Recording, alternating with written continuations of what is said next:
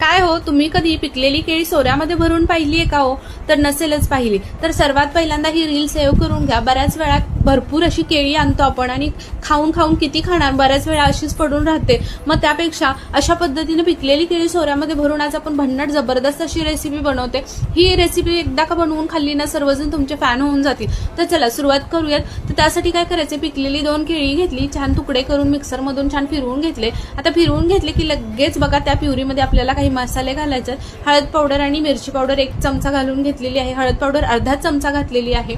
चवीनुसार मीठ घालायचं. तेल 2 चमचे घातलेलं आहे आणि बेसन आपल्याला याच्यामध्ये बसल इतकं घालायचंय. तर इथे एकूण मला बेसन बघा 3 वाटी लागलेलं आहे.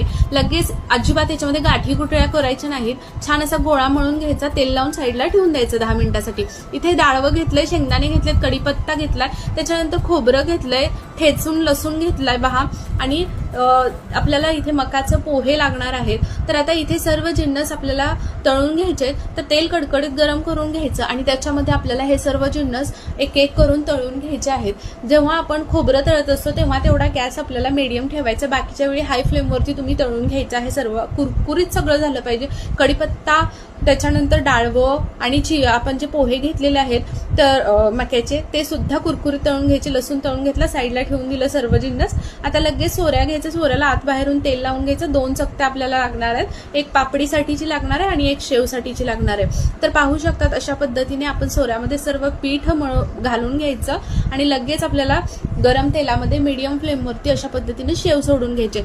शेव सोडत असताना पहा एकच वेळा घालायचा आहे, कारण अजिबात एकमेकांना चिटकली नाही पाहिजे. अगदी व्यवस्थित तळली जावी याच्यासाठी आपल्याला व्यवस्थित तळून घ्यायचे. मीडियम फ्लेमवरती तळली की व्यवस्थित तळली जाते, कुरकुरीत राहते. अजिबात इथे करपवायची नाही. लालसर झाली की काढून घ्यायची आहे.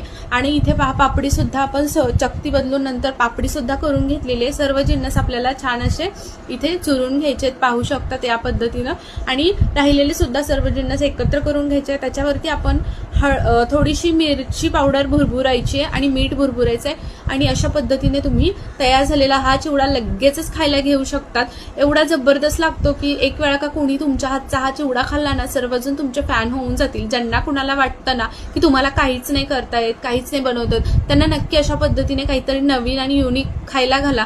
तुमचे कौतुक झाल्याशिवाय राहणार नाही. लहानांपासून मोठ्यांपर्यंत सर्वांना आवडतो आणि केळीचं आहे असं कुणाला वाटणार सुद्धा नाही. तर कशी वाटली रेसिपी नक्की कमेंट करून सांगा. रेसिपी आवडली असेल तर आपली ही रेसिपी सर्वात जास्त शेअर करा आणि चॅनलला मात्र जाता जाता फॉलो करून घ्या.